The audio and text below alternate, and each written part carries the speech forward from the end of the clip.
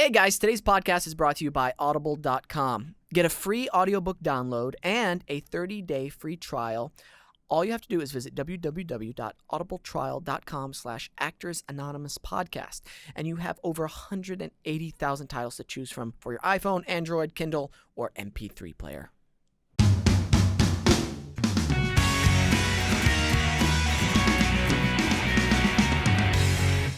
Hello to our listeners out there. Jordan? We started? We just started. We Nicole, skipped the intro? there's no intro music today, but we're going to start it off with this. We could sing. We could sing. What could we sing, Susan? I can't sing. Something organic. If my daughter was here, she could sing. But it skipped me. For those of you wondering who Susan is, Susan McMartin is a producer and writer on Mom and 2.5 Men. She is the writer for the upcoming film called Mr. Church, starring Britt Robertson and Eddie Murphy. Yeah. Amazing stuff. And you were nominated for a WGA award, which is great. Oh, years ago, yes, I was.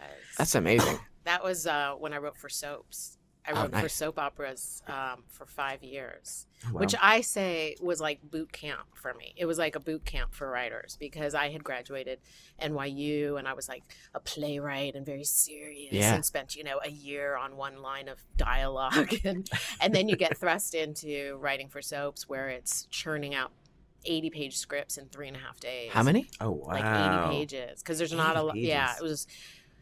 And you have to be up to speed on the show. You have to, you have to watch every episode so you're in, sync with everybody. And wow, it was like boot camp. Yeah, it was incredible. And I got it because I was living in New York at the time, and because I was following a man. So he wanted to be in New York, so I followed him to New York, and and realized, oh, there's not really a lot for film and television here, but there's soaps. Yeah, and I got into that. And it was great for a while. I mean, I really loved it for a while, but then I burnt out because it wasn't really ultimately what I wanted to be doing. Well, yeah, 80 pages a week, you were saying? Yeah. Is that strictly because of, delivery of dialogue in yeah. the show? And there's not a lot of description. It's really dialogue, And how it would work, I would get an outline sent to me. And for that day's episode. And the outline is about 10 pages long, and it's broken down into scenes. And it just says, Act 1, Doreen is furious, and it would just describe what's happening. And then my job was to just write all the dialogue, which I loved because then I didn't have to come up with the crazy storylines. I just had to write the dialogue.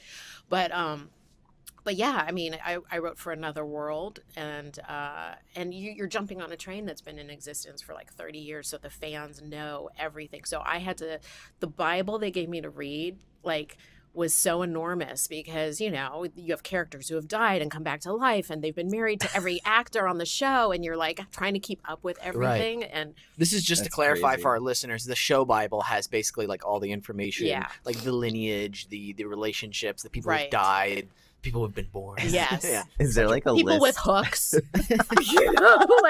nuns with hooks chasing people around town. Of course. Is there a list of people that are readily available to come back at any time?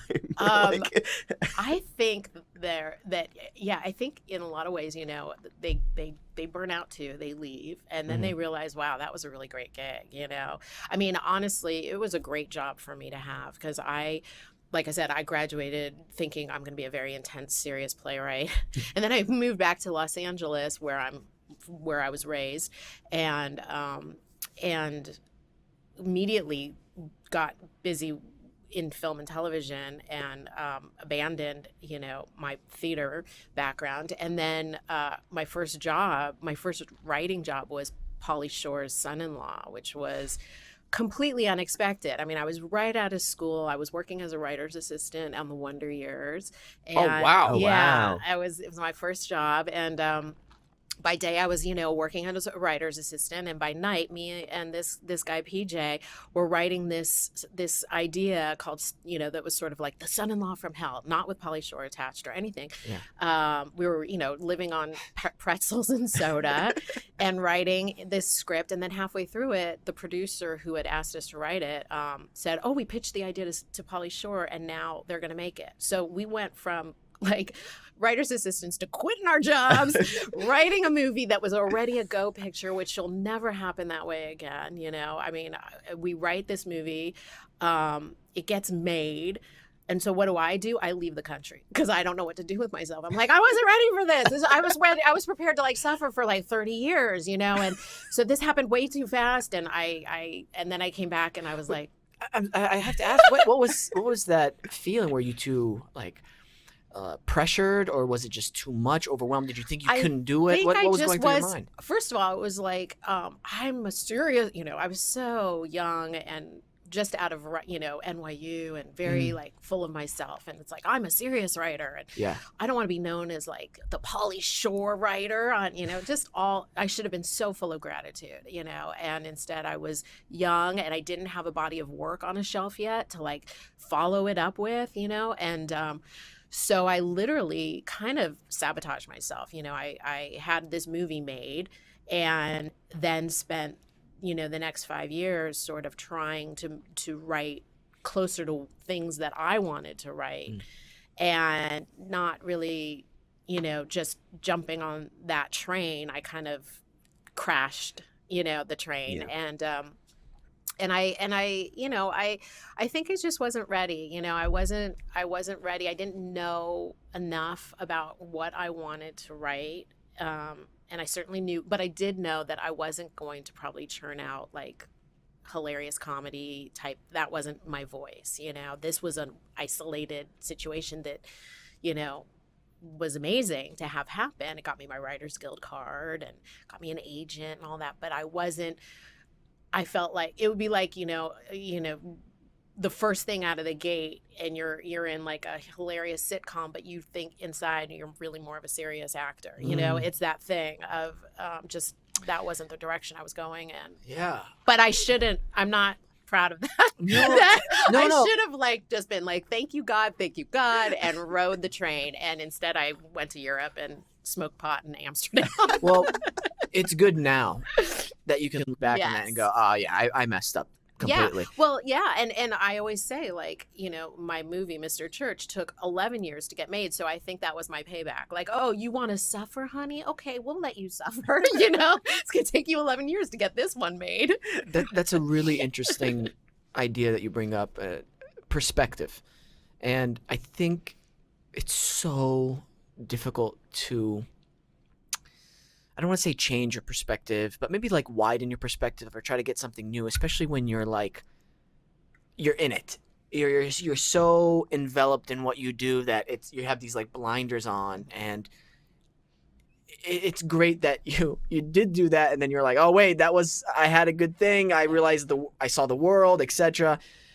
And I think it's so important for actors to have like other hobbies and other interests, and writers especially, and just artists in general, to have all these different types of things to do, like almost like a Renaissance person, if you will. So they develop these perspectives, and I don't know. It's pretty crazy. I think that takes time too. You can't have all that come at once. Right. I mean, look, my journey's been crazy because that was success really young. I blew through it, you know, I didn't appreciate it. I was young. I was, you know, obsessed with the man I ended up marrying. I followed him back to New York.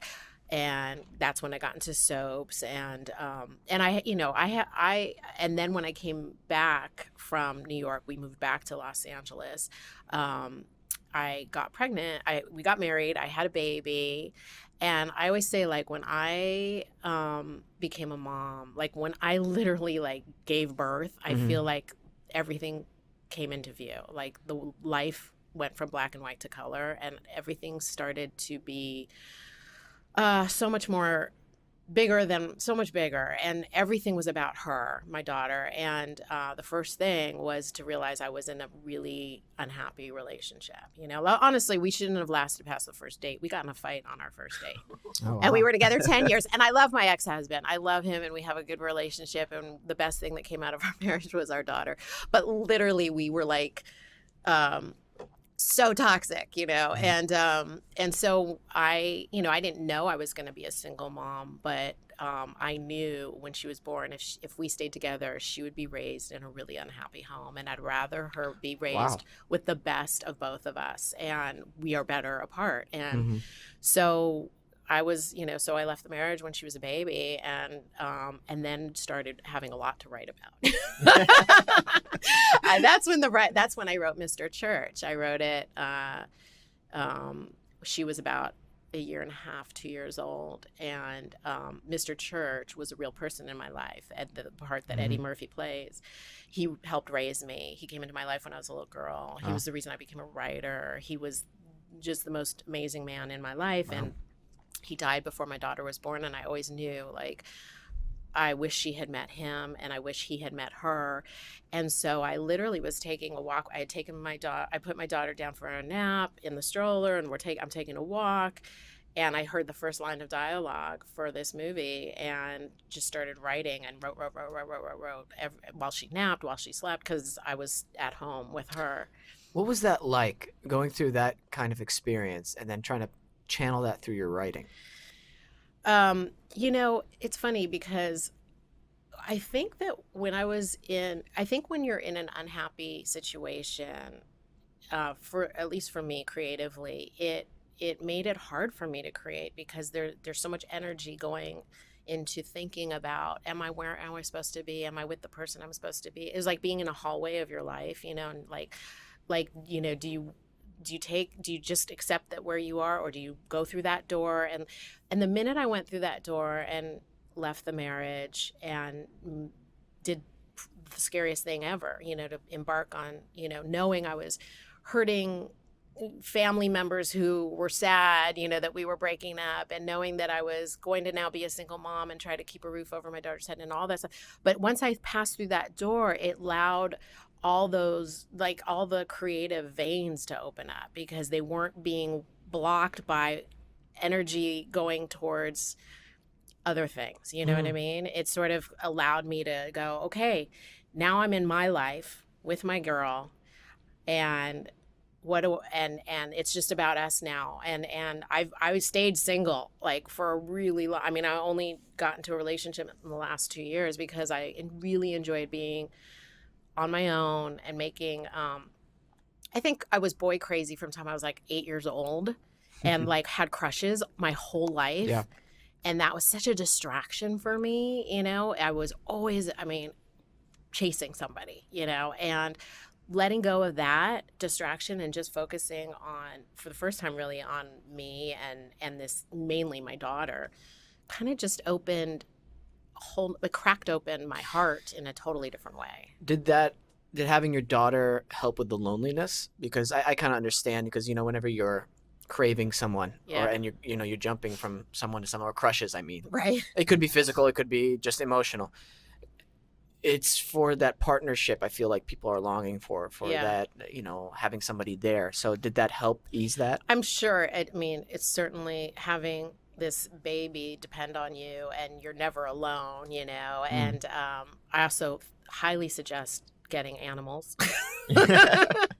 I've always had animals in my life, dogs, cats. I'm like crazy about animals. With responsible care. Yes. Can I just put that as a footnote? Yes. Because I know a lot of people who just get an animal and then a week goes by and they're like, I'm tired of it. Oh my God. I know. Doesn't that make you insane? That's me with a dog. I'm like, I want a dog. I'm like, I know I don't want the responsibility of a dog. I can't do that yet. You want a friend with a dog to come over to their house. Yeah. Honestly, because the one night a week that my daughter would go to her dad's house, yeah, I would snuggle my animals. I was like, don't leave me. I was so grateful that I had animals in the house, because it got so quiet without her.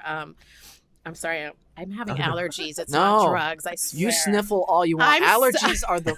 I had a respiratory infection because of allergies for the first time this year. I've never had allergies before, except earlier this year. It was the worst thing in the world. I've always been like, allergies, why do people complain about allergies? I always have to apologize for it, because I have this habit. You're going to see it. It's just like my nose gets really itchy, and I think it's also a nervous thing, but I'm not really nervous right now. Well, it's better than what... intimidating, right? But it's not drugs, because I've been sober. I'm sober. So... One of my first interviews I did for like the web or something like that, I was kind of just touching my hair and I was a little nervous or whatever. I was just, kind of playing with it. Yeah. And my dad saw it and he was like, Wissam, don't touch your hair. You look like a homeless when you touch your hair. And I'm like, what? A homeless? Yeah. Why I do kept homeless people touch their? I don't know. He's like, it looks like you're itching it. And you're like you're like, and I'm like, no, Were you, I like, just, picking lice out? I was doing, no, I'm kidding. Oh my God, talk about lice when you have a kid. Oh. Oh. Gosh. That's like your house turns into like the boy in the plastic bubble. Like you said, everything has to go in plastic bags, and it's so awful. Oh my gosh. And it goes around and around and around. It's awful. Oh my gosh. And people look at you like, oh, your kid has lice. Like it's still such a stigma. It's like, come on, people. Like she's not living in the street. She got it because she went to this really nice school where kids are carrying. Oh my God. I always think that when I'm in an interview for like a job or something, that's my nervous tick is like either scratching or like same thing with the nose thing. Like, but it's always like the bottom of my nose. I'll like run my finger along it, and I'm always just like super conscious about it because I'm like, do they think I'm like a cokehead? Like, are they gonna like I'm like I'm not. I'm just a normal like. When I just don't. But it's like always like a nervous, neurotic tick about me. I'm like thinking like, what do they think of when I touch my face or something? Like, you just want to go. When I go into pitch meetings, it always happens. Really? And I'm like, I'm dependable. Trust me, it's okay. Like you just throw that in there. There's a note Even if they don't ask or if they're all for it, you're just still like, there's I don't do coke. Note on top of like your script. It's like, where you're in the middle of pitch. It's like, by the way, I don't do coke. I know that's on your mind. I know. Anyway, back to the TV story that I'm telling you. Yeah. That would be a great little scene to film, like a writer just totally like bombing their pitch from like. The story's about a drug addict. I'm not a drug addict. It's not from personal experience, I swear. Yeah. There's a wonderful clip on YouTube for people to check out, Mr. Church. It's with Eddie Murphy and Britt, and it's a great scene too. Well, Eddie is amazing, and Britt. They're both incredible, and oh yeah, it's a really different side of Eddie Murphy. I mean, he's so beautiful to watch in this movie, and I have to say, we had it. It's based on. It spans like it starts at when Britt Robertson's character is 11, 10, and it goes into adulthood and how he comes into their life when she's little, and he came into my life when I was little, and my mom was really sick with cancer, and he took care of me, took care of my mom, and really raised me, and so. This movie is not autobiographical. It's inspired by true events, and then I took a lot of creative license with a lot of things, Yeah. But the reason it took so long to get made, for 5 years, Sam Jackson was attached to play it, and then the option ran out, and every time Sam would be available, that we'd lose the director, or we'd have the director and we'd lose Sam, or we'd have the funding, and it just was really hard. And then it sat on the shelf for a few years with nothing, and then my manager, Brad Kaplan, who's incredible, who always believed in the script, was at a meeting with Lee Nelson and David Bulow, who are the producers of the movie, and he gave them the script to read, and they immediately said, we want to make this movie. And what's so fascinating is Sam was on board again. Like, Sam was going to do it again. And it was the same thing that happened. We'd have Sam, but we'd lose the director, or we'd have the financing, and we'd lose it. Finally, we were like, okay, we got to let go of Sam. He's every time a job came up, we'd lose him, and we, Eddie Murphy was like on our dream list, but we never thought in a million years he would do it, because it's a small movie, it's not a comedy, but he actually resembles the real Mr. Church in so many ways. And so when we sent it to him and he read it and he agreed and he said, I want to do this, we were blown away. We were so excited. We couldn't believe it. And Britt Robertson's incredible, and the two of them are beautiful to watch. And actually, a little note, Eddie just had a baby, baby girl. He named the baby after the baby character in the movie. Oh my gosh, that's insane. Yeah, Izzy. You can tell from the clip though that I watched, there's just some acting chops for both of them. It's like really like it's just, you're like, if this is a good scene. This is a good actor. It's like I'm not just saying that. I was watching, I was like, oh man, this is more of Eddie Murphy I'd like to see of, to be honest with Mhm. you. I mean, I love his comedy, but I was watching and I was like, oh, it's so nice to I see know. these sides. You know, it's funny because I've always been a huge fan of his, Mhm. and I was blown away when he did Dreamgirls. But also, you know, even Oh, yeah. in the Nutty Professor, do you remember the scene where he's being heckled? Yes. Okay, that scene always ripped my heart open. Like I told Eddie this. I said, you know, the look in your eyes during that scene just like made me want to cry. And I always was like, I want to see that in him, that side of him that's so vulnerable. And he is so beautiful to watch in this movie because it's there's a stillness to his performance. Yes. That's just breathtaking. And you know, I just think, I mean, people already who have seen it were like, I've never seen Eddie like this. It's incredible. And he is Wow. such a great actor. I mean, he Well, could do anything. I think the writing Oh, and the production helps a lot. No, it really does, thank because you. I've seen, I saw, I don't want to say exactly what it was, but it was a live performance of something. Uh-huh. And there were scenes where I'm like, the actors are good, but the writing, it's like, I needed it. It's still in like the first or second draft. You know, you can just Mhm. tell. I don't know. Can you tell sometimes when you're watching something, you're like, this Yeah. needs a few more drafts before Yeah. this should go live? I know. I was gonna ask, just because a lot of our listeners are either newbies or trying to get started, or Mhm. and what was that feeling like to finally see this writing that was like a 10-year Ugh, project, a it was- personal story to see with these actors and everything? It was, can I tell you that when we sat down for that table read and to hear my words out loud for the first time, like goosebumps. Like I remember sitting at the table with all the actors there and Bruce Beresford, you know, and just hearing my words, you know, like something lives in your head for so long. And it was incredible. And, you know, my journey to get there, I mean, look, my daughter's now a teenager. She was 2 when I wrote it. And she's watched me on this journey to get this movie made. And but you know, we were talking a little bit before the show started about, like, I honestly believe everything happens the way it's supposed to, and things unfold the way they're supposed to. Just like, you know, me abandoning, you know, and going to Europe when Son-in-Law came out, and me meeting my ex and going to New York and soap opera. I mean, everything falls into place, and, you know, being a single mom, all those things. But if this movie had been made when it originally looked like it was supposed to, my daughter would have been a baby. She wouldn't have known what was going on. Yeah. It would have been with different actors, different director and everything. And I honestly feel like being there, the story of getting the movie made was as moving in my life as this person was, you know. And my daughter actually ended up, in a weird way, growing up with this man, because he was in our home alive as she was seeing her mom trying to get this movie made. And so to be on that set that first day with my daughter by my side, and her just like, oh my God, mommy. I mean, my daughter, you know, is my biggest cheerleader, and to be able to share it with her at an age where she really gets it, you know. Yeah. And then to see it with Britt and Eddie, who now, of course, I can't imagine anybody else. I feel like everything happens the way it's supposed to. So when people get frustrated and things aren't happening in the timely manner, or they're like, wait, why didn't this go this way? I always try to say, like, have faith that there's a plan, and you can't see it, and you just have to keep putting one foot in front of the other. I mean, I've had so many of these incidents. I went through a really horrible period of unemployment that I share a lot about, where 2 years where I couldn't get a writing job. And Oh, goodness.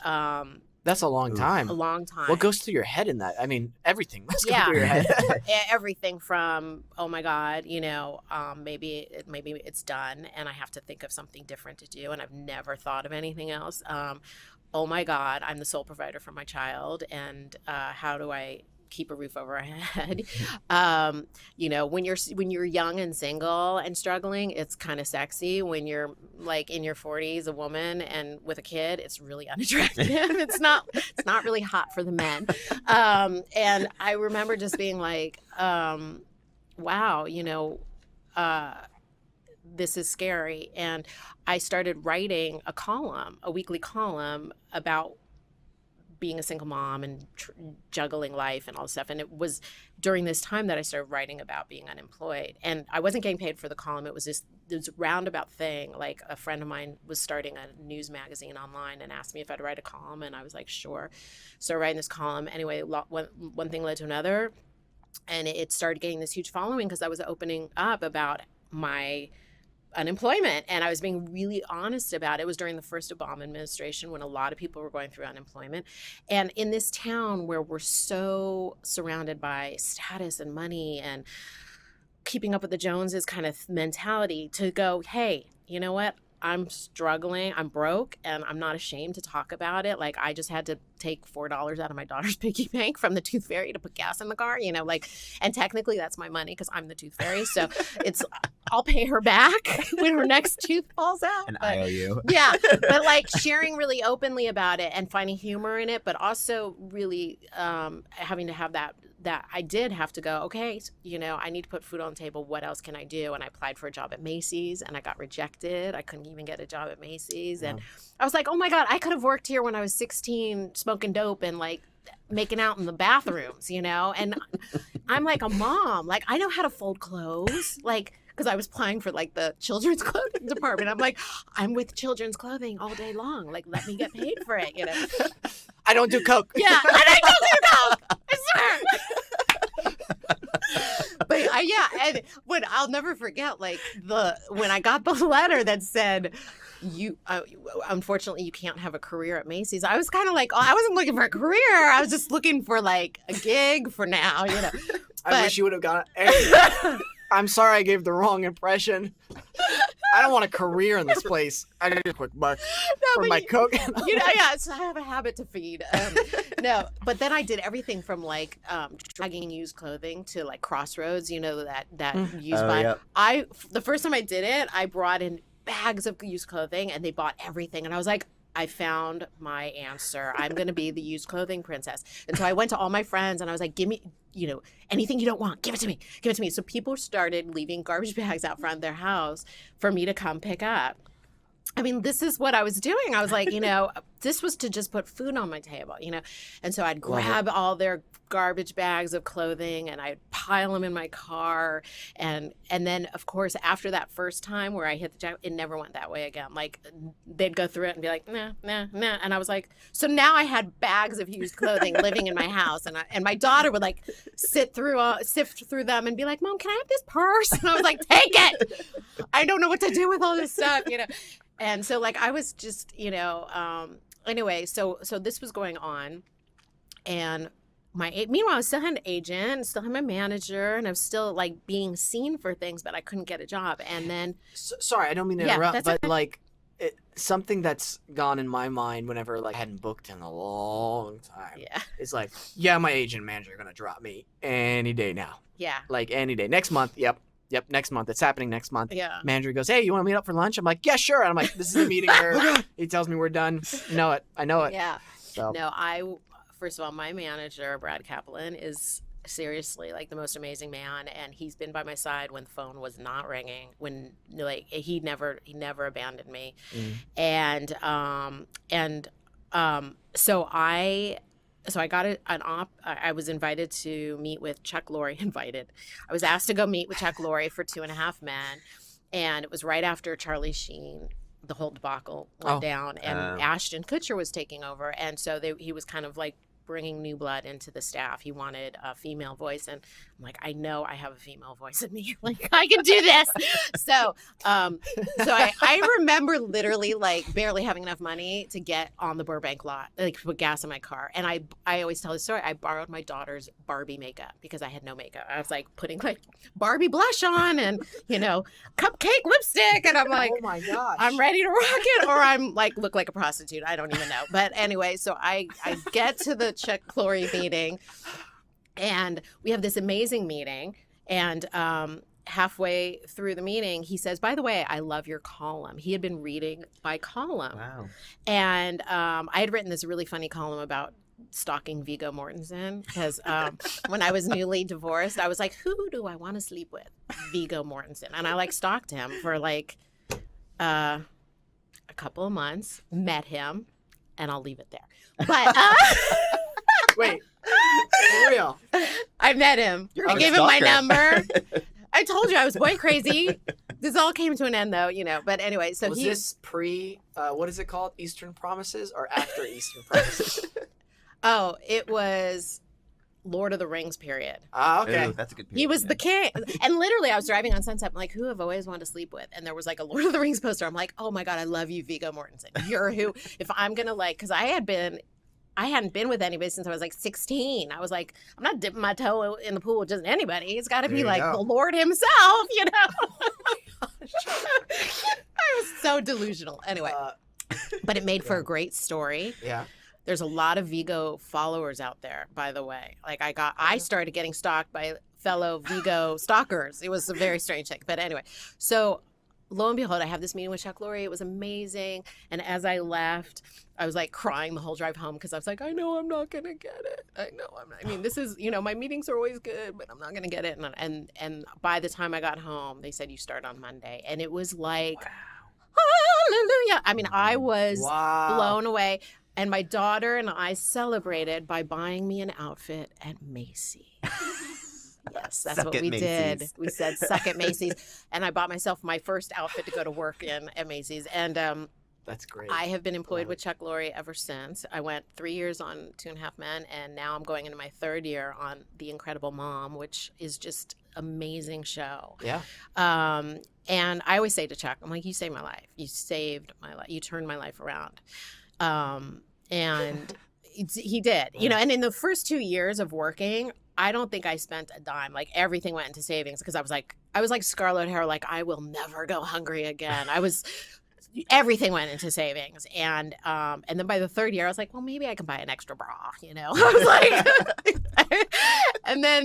and now, I mean, and what's great is I kept writing my column and my readers got to be on this journey with me. And so when I got a job, they like felt like you give me hope to keep going. You give me hope. And going back to how ungrateful and young I was when son-in-law happened, this time around, it's like I take nothing for granted. Not the coffee that we get, the pen on my desk, driving onto the Warner Brothers lot. I'm always like, thank you, It's an incredible experience. Yeah. And it's in this business, it's amazing how quickly things turn on a dime for better or for worse. Yes. Especially working, like you're saying, you didn't work for 2 years, and now you're working literally for the king of comedy. Like I he's know. like the king, like all of his shows are like huge successes. And he's amazing. Yeah. He's really amazing. And I've learned so much watching him, how he tells stories. And I think it's important for all artists to always have those constants in your life. That way, if things don't go well, because Yeah. we know this business fluctuates up and down. Yep. It's not a constant. yeah, Your daughter, for instance, is a constant for Yeah. you, and Yeah. having those things, your new partner, that should be Yeah. a constant as Right. well. It's just we should really have those things clearly laid out for ourselves, because when shit does hit the fan, Yeah. we go to those things. Or when things are really good, we go, okay, yeah, I'm going to be super appreciative, but I have to realize that Right. this is not going to last, exactly. Forever. No, You and know what I mean? I learned, I have a savings for my daughter. I have a savings. Yeah. And then I was able to do things like my mom had never been to Paris, and she's 85, and I took her to Paris. Like things like Aw, that. yes. Like there was those moments too. And That's then I just bought my first home, and I'll tell you a Congrats. story. When I was not working, and my daughter and I had always lived in apartments. Because I was never rolling in it. I was always making enough to get by. But when that period of unemployment happened, like I had nothing and I wasn't prepared and I had nothing in savings. And it was like I was so stupid about how I went about Right. preparing for that time. And I went to my landlords and I said, I'm going to have to move because I can't pay my rent. And they let me live there rent free until I got a job. They said, we believe in you, Susan. And I'll never forget Wow. that. That's Yes. Wow. That's amazing. And that's why I say, I'm so grateful I went through what I did, because I learned first of all so much more about me and what I was capable of, that I taught my daughter, you don't just pull the covers over your head when things are hard, Right. you keep going. I also learned the kindness of strangers, like in a way I will never forget. I mean, I would, you know, be at a dinner with friends and, you know, they knew what I was going through. And when I'd go home, I'd find like $100 bill in my purse that one of them left me, you know, anonymously, you know, or just things like that where you're just like, so now that I'm in, things are good, it means so much to me to give back, you know, to never forget what that's like, to give back to artists, to give back to strangers, to do whatever I can, you know, to make sure that it keeps giving, you know. Absolutely. We all need each other. We got to take a quick commercial Okay. break, but absolutely, it's that being of service Yeah. to your fellow man. I know that sounds so cheesy, but it's I don't do coke. I don't do coke. I don't do coke. We'll be right back. Okay, listeners, imagine this. You're stuck on the 405 freeway. It's 5 p.m. Traffic is bumper to bumper, and you're thinking to yourself, man, I wish someone could read me The Hobbit, unabridged by J.R.R. Tolkien. And guess what? Now you can. All you have to do is visit www.audibletrial.com/ActorsAnonymousPodcast, and you can get a free 30-day trial of audible.com plus a free audiobook download. How amazing is that? All you got to do is go to that site, www.audibletrial.com/ActorsAnonymousPodcast, and then boom, you can download it to your MP3 player, your iPhone, your Android, or even your Kindle. It's a really good deal. Just visit www.audibletrial.com/ActorsAnonymousPodcast. And now, back to the show. Just get to know you a little better. And she was so not prepared for that it kind of threw her off. And then at the end, they're like, so do you want to do it or not? And then she's like, yeah, I'd like to. I thought that's what I came in here to do. Yeah. But it's a get to know you process, because if you're going to be like the lead or a series regular or even a recurring on the show, you want to make sure you vibe with that person. Absolutely. Especially, and I think you can attest to this, when a show is in development, when they're going through rewrites, you know, maybe the studio's not really happy, maybe like the producers don't know what they want exactly. Mhm. So like you're kind of finding it as you go along. Yeah. And so, well, and you also, if you're talking to an actor and just having conversation, you start to get where what's in their wheelhouse, like what's their sense of humor, like things that you might not have found if you just give them a script to read. Like, but you go, oh my God, that person is really funny when he does this thing, you know? And so I think, I mean, the audition process is that's why I do think, like, when I go in and pitch on an idea, a movie or a show or whatever, before we start pitching, we get into a conversation first, because I want them to get to know me and like my sensibilities and stuff, and then we can get to business. And I think it should be the same with actors. I think it's you know, because you're so much more. And what if our material at the moment is not great? So we're basing you on something we've written, you know, like absolutely. You know, so I shot a pilot this year for Fox called Ubiquity, and something I was so amazed by was the way Peter Fasinelli was working through the scene with like the writers and like the director, like the blocking, like, you know, I think it's more natural if I came through here, or like instead of this line, can I say something? They're like, yeah, make it your own kind of thing. And it was just wonderful seeing this collaborative process come about. Exactly what you're saying. I don't know. It's an amazing thing when you see it at that scale. Yeah. Because I see it on the scale of, you know, like my friends who are putting together these web series for YouTube. And I'm like, that is happening on this level too. It's all basics. It's back to basics everywhere you go. It's great. Yeah. I feel like it's like the importance of understanding, like, because like we were saying, like the importance. I don't know where we came in from the break, because we're back. Yeah, we're back. We're just talking. We're just talking. But but like the importance of what we were saying is getting to know the actor that would be portraying that part. Is by the time you get to season 3, season 5, those actors are practically producers of in the show. Like, you have to be able to know that you're going to get along with this person, that they're going to be able to nurture the character to a degree where, like you were saying with like Peter, like he knew from like the first pilot, he was like, my character that I've evolved for you would do this instead. And like, if that's, how can we, you know, meet halfway if you want something different? Like, I feel like there's like a finesse of like, you're all working together to create this. You have to make sure that like you're looking long term that this is going to be a family. Well, and I think if you look at any series, the first season of a series is usually so like, and then you look at like the third or fourth, and it's so different. You know, like Sex and the City's first season was nothing what it ended up evolving into, or Seinfeld. You know, like I think the first season is always like you've got the script, you've got the ideas, you've got the show, but by the end of the season, you're like, oh wait, we're just now finding what our show really. What's in our wheelhouse? What relationships are really like working? What are we finding the audience isn't really responding to? I mean, it changes. I mean, I think even Ashton on 2.5 Men, Ashton Kutcher's first season when he came on to where it ended, his character changed so much. He came on like kind of a, vulnerable childlike kind of character, and he grew so differently, and even on Mom, like the first season of Mom to where it is now has changed so much, and I think that's important. I think it's healthy, because you're growing and you are learning from the actors, like, oh, that's not in their wheelhouse, but this is they are, when we give them that material, they so I think it's good. There's a great evolution. It just popped in my head. You're familiar with the American version of The Office? Yes. The first season, Michael Scott is so different from second and third. Mm-hmm. He's you kind of hate him, and he's so annoying in the first one, and it's awkward, it's cringeworthy. But then I think they realize, like, okay, we have to make him lovable, or people are just like gonna hate this guy forever. Yeah. And then you watch in the second season, you're like, oh, I feel sorry for this guy, and then you're like rooting for him towards the end, like, okay, man. Get your shit together. I know. You can do this. Oh my gosh. Well, I think and I think that's why I was saying, like, for actors. I mean, I love actors so much. My dad's an actor, Broadway actor. He's the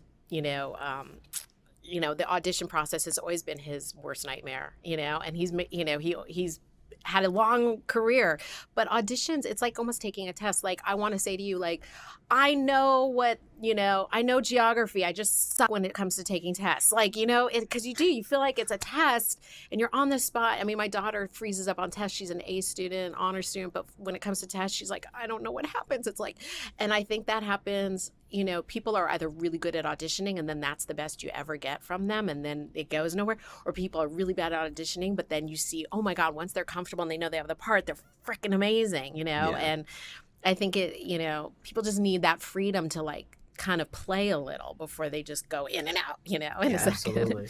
I love when shows actually like will cast someone for like a, like even like with We Sam, like when you started on Awkward, it was like for a reoccurring, and then like they just wound up bringing you back more and more and more because they just like working with you, and you bring something so extraordinary to such like a character that wound up becoming so regular on the series. Like, I love, one of my favorite shows is Scandal, and Bellamy Young I think is phenomenal as an actor, and she was supposed to be on for only like a few episodes, like for the first season, and she is like the center of the new season right now. She's just she's fascinating, and just to see how someone who had like a 3 to 5 episode stint is now the focal point of season 5 is we just have crazy. On Mom, it's funny, one of our, now we call them the watermelon players, because during rehearsals when they're sitting in the restaurant during run-throughs, we just give them watermelon to eat because they don't want to eat like big things of pie all day, and so it's only on the shoot that we actually, so they're the watermelon players. But so it's like Mimi Kennedy and Anna Faris and Allison Janney and Jamie Presley and now I'm spacing on Wendy, the actress's name, Wendy. Okay, well, I'm so sorry. Anyway, she came on as literally, we had cast her as like she had one line, and we ended up having to cut it because of the scene changed, and we all felt so bad because we really liked her, and we were like, we'll promise we'll bring you back, and she was like crying because we were so nice to her, and she's like, hey, you don't have to be so nice to me. It was like this whole emotional, and, we're all women, we don't do coke. And so fast forward, we ended up bringing her back, and now she's a series regular, and it went from literally like one line, she was cut, let's bring her back, and she's now one of the watermelon players, and she's great. We're running out of time, but before we go, yes, thank you. Oh my God, I'm sorry, Beth. I love you. We have a Twitter question. Yes. From Afternator at Diziaski. Well, let me first tell you what afternators are. Okay.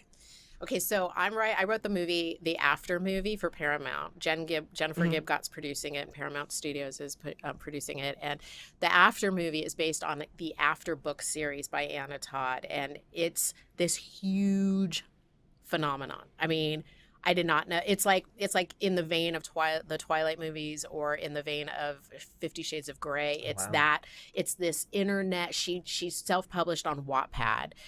It's been downloaded over 1 billion times. Wow. She's since written 4 more books. Gosh. And it's this huge series, and so I'm writing the movie for the first book. I'm writing all of them, but we're just putting out the first one right now. And so afternators are after fans, and they are amazing, and they're all over the world. They're in Russia and Brazil and France and Wow. and everywhere. They're everywhere.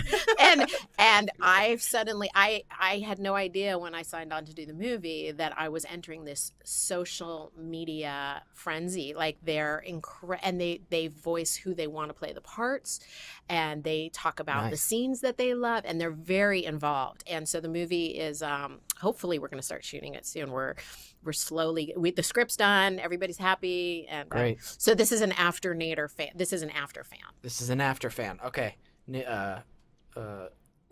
Diziaski asks.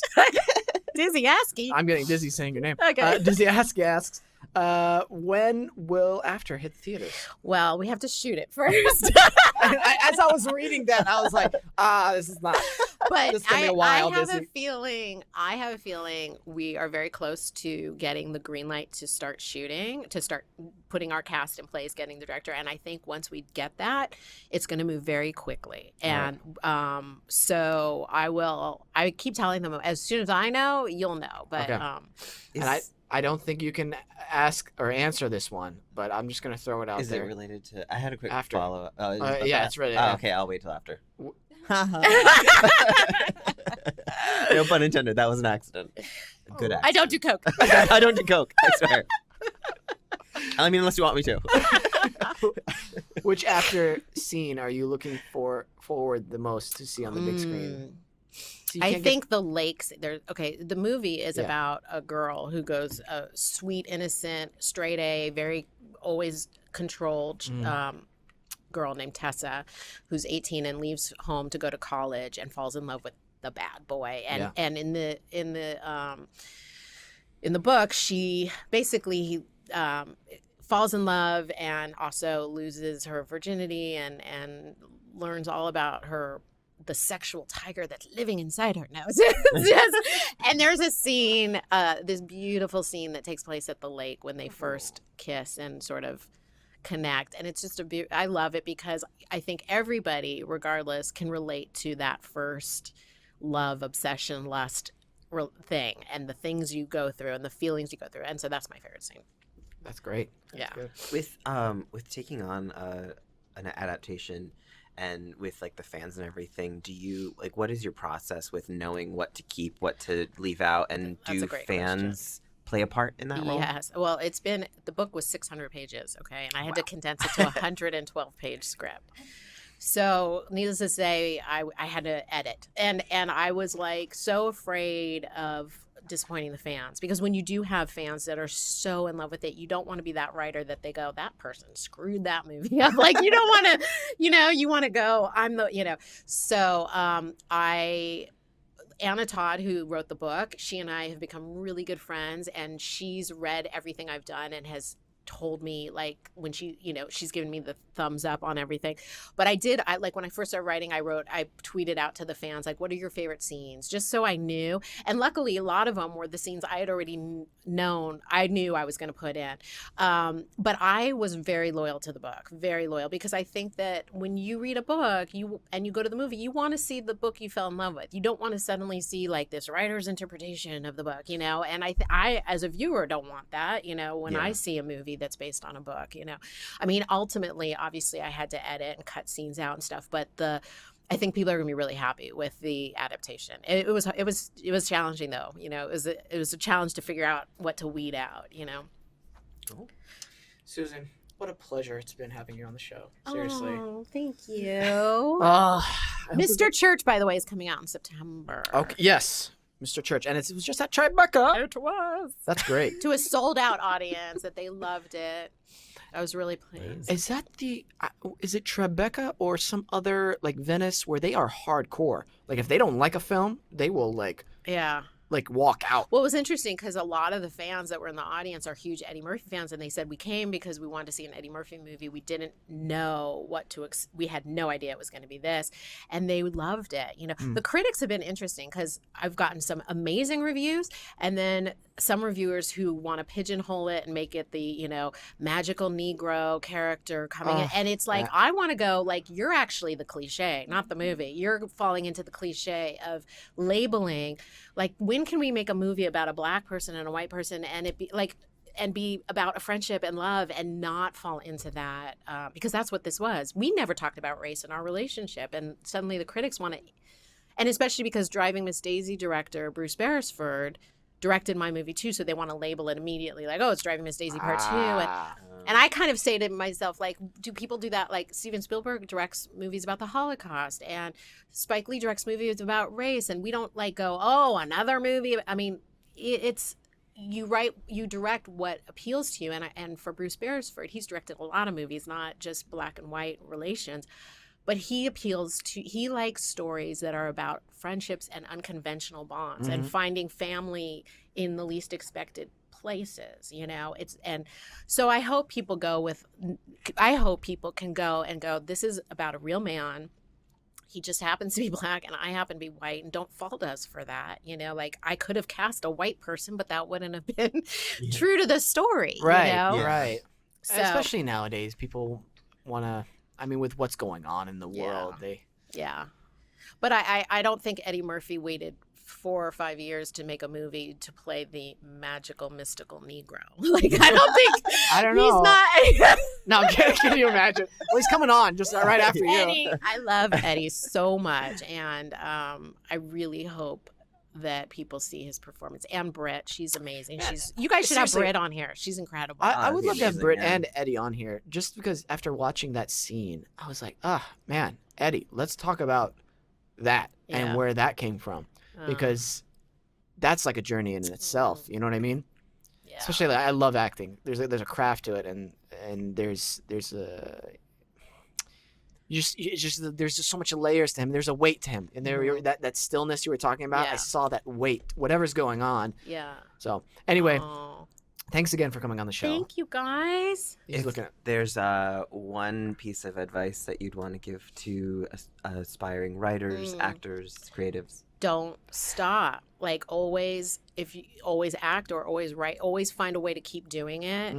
Like when I wasn't working and I had that column and I wasn't getting paid, but it kept my writing chops going. So when I did get the job, I hadn't been just sitting around for 2 years. Like I felt, like I had still been writing, and so don't ever stop, and just trust there's a plan, and it might not be in the time you thought or in the way you thought it was going to look, but just keep putting one foot in front of the other, and be willing to say yes to things that you think maybe I shouldn't say yes to.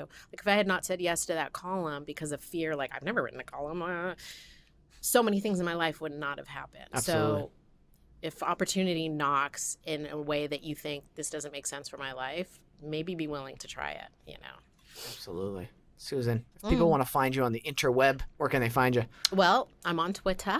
Okay. I'm on Facebook. And I have a website, susanmcmartin.com, where I post my column and other things. But I want to read the when I'm in Vigo one. Studio City, you can maybe see me at Starbucks. Okay. I'll just hang Just around find there. Vigo, and she'll probably be somewhere in the background. Oh man, Jordan, thanks for joining us. Thank you guys so Always much. a pleasure. Of course, Love of being course. here Jordan Burbank7, your Twitter handle. on Twitter. Nikki, thanks for doing what you do. Nikki 592. You've said it 88 times now? I did. I was She's the lost in her eyes. She's the quiet beauty in the corner. Thanks to GVB Studios, Gabe. Thanks to our sponsor, Audible.com. I don't do coke. Thanks to our listeners. Always remember to listen, think, and then talk.